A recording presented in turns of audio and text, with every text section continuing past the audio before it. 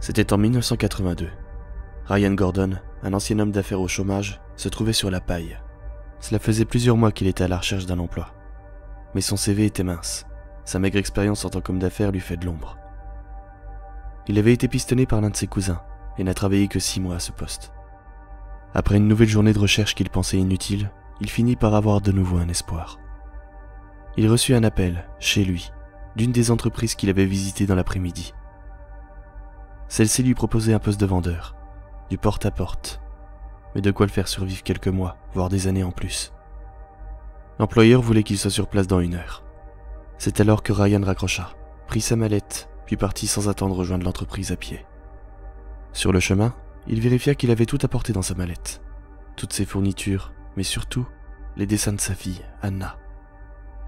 Sa fille dont il avait perdu la garde après le divorce. Ce qui l'a plongé dans une grave dépression, puis finalement, lui a fait perdre son emploi par la même occasion. Mais cette fois, il allait se reprendre. Une nouvelle opportunité se présentait. Il fallait la saisir. C'est comme ça qu'il prit la décision de partir sur un chemin, un raccourci dans un petit sentier de la forêt qui bordait sa maison. Il gagnerait au moins une bonne vingtaine de minutes en passant par ce chemin. S'il devait faire bonne impression, c'était l'occasion. Quoi de mieux qu'arriver avant l'heure prévue? C'est alors qu'il entra dans ce petit coin de forêt qu'il connaissait tant. Il vit, par la même occasion, 4 gamins sur des vélos entrer en même temps que lui. Il dut faire un écart de dernière minute pour esquiver l'un d'eux qui arriva par derrière. Il chuta et eut le temps de mettre ses mains au sol avant d'éviter de se cogner la tête. L'un des jeunes lui fit un geste obscène, couplé à des injures une fois arrivé à quelques mètres devant Ryan. Il pouffa de rire, puis n'y pensait déjà plus au bout de quelques secondes. Un emploi l'attendait. Il n'avait pas que ça à faire de se préoccuper de ces sales gosses. C'est là qu'il se rendit compte d'un détail troublant. Alors qu'il avait esquivé de justesse un des vélos, il avait également dû lâcher sa mallette. Il ne l'avait plus dans les mains, et ne s'en est rendu compte que trop tard. En revenant rapidement sur ses pas, il ne la vit pas. Et là, au loin, l'un des jeunes à vélo riait pendant que les autres sifflaient. L'un des enfants levait une mallette au-dessus de sa tête tel un trophée, en riant à pleine bouche en direction de l'ex-homme d'affaires. « Eh, sale gamin, rendez-moi ça !» Là, les enfants se mirent à pédaler hors du sentier avec leur VTT. Ryan, sans penser à son emploi, les suivit en courant. À cet instant précis, rien d'autre ne lui importait que récupérer sa mallette. Les dessins de sa fille y étaient, et il valait à eux seuls tous les emplois du monde. Il se mit alors à leur poursuite sans s'arrêter, sans se retourner.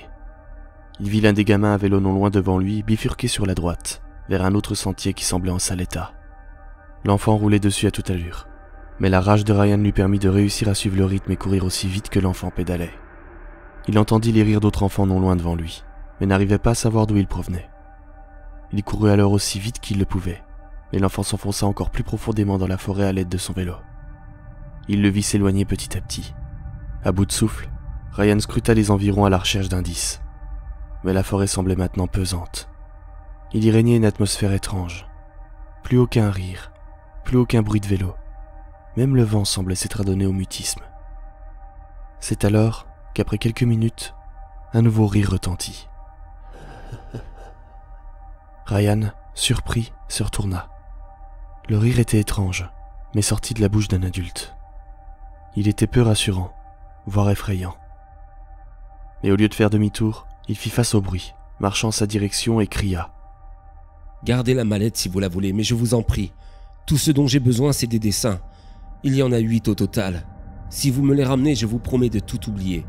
Je vous promets de ne rien faire et partir sans vous crier dessus. Mais par pitié, je ferai tout pour ne pas les perdre. » Tu ferais tout? Il sursauta. Le murmure venait de derrière lui. Ryan, une boule à la gorge, se retourna subitement. Mais il n'y avait personne. Après quelques instants où il se sentait au bord de la crise de panique, il reprit la parole. « Qui êtes-vous? Où êtes-vous? Est-ce que vous avez mes dessins ?» De nouveau, juste derrière lui, un autre rire. Celui-ci venait d'en dehors du sentier. Cette fois, c'en était trop. La peur laissa place à la colère. Il se dirigea vers le rire sans se retourner, avec pour seule conviction de retrouver ses dessins, sans savoir que la chose qui avait ri ne se trouvait maintenant qu'à quelques pas devant lui, l'attendant dans l'ombre.